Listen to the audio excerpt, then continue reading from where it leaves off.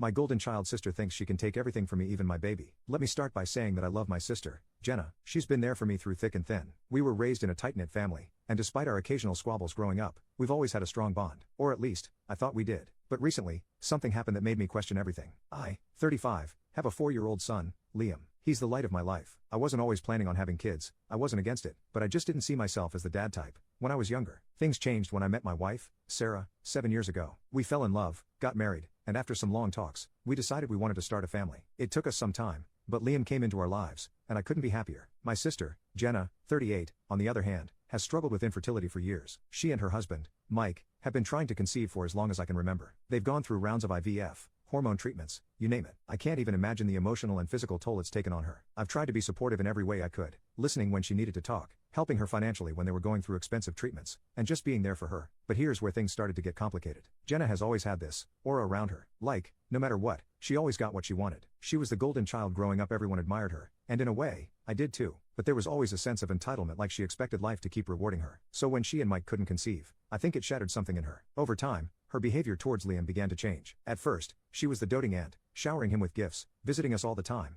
and offering to babysit whenever we needed a break. But gradually, her comments became more possessive. She'd say things like, "You're so lucky to have him. I wish I could just keep him for a few days." Or, "If Liam were mine, I'd do XYZ with him." I chalked it up to her frustration with not being able to have kids of her own and let it slide. I didn't want to make things harder for her than they already were. Then, about 6 months ago, Jenna and Mike announced they were looking into adoption. Sarah and I were overjoyed for them. I thought this might be the turning point where she could finally move forward and find some peace. But after a few months, Jenna started making more intrusive comments about Liam. She'd ask if he could stay over for extended periods or if she could take him out for the weekend, to give us a break. She even started calling herself Mommy Jenna, in front of him, which made me and Sarah deeply uncomfortable. We tried to brush it off as a joke, but it started happening more frequently. The breaking point came a few weeks ago when Jenna came over for what I thought would be a casual dinner. Everything seemed normal at first. Liam was playing in the living room, Sarah was setting the table, and we were all chatting. But then, out of nowhere, Jenna said something that stopped me in my tracks. She said, "I've been thinking, and I think it's only fair that you let me take Liam for a while. I deserve this. You've already got what you wanted, and I've had to fight for everything in my life. I don't see why I can't have this too." I was stunned. I didn't know if I'd heard her right at first. She looked at me like what she said was the most reasonable thing in the world. I could feel the tension rising in the room. Sarah's face went pale, and I could see her gripping the edge of the table. I tried to stay calm. I asked her, "What do you mean by that,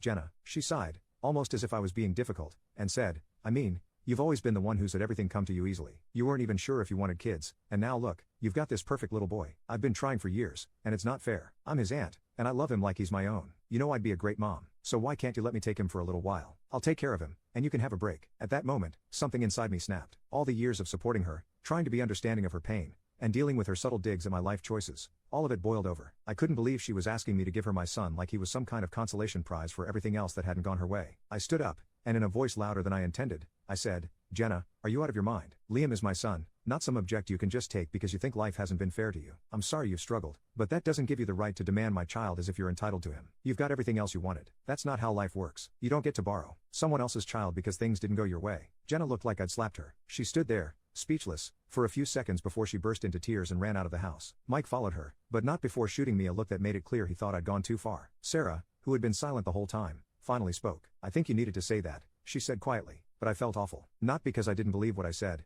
I absolutely stand by my words, but because I never wanted it to come to this. I never wanted to hurt my sister, especially given everything she's been through. But how could she think that taking Liam would ever be okay?" Jenna hasn't spoken to me since. She's blocked me on all social media, and even my parents have been hesitant to get involved. They told me Jenna is going through a hard time and I should have been more understanding, but I'm struggling to see how I could have handled that situation any differently.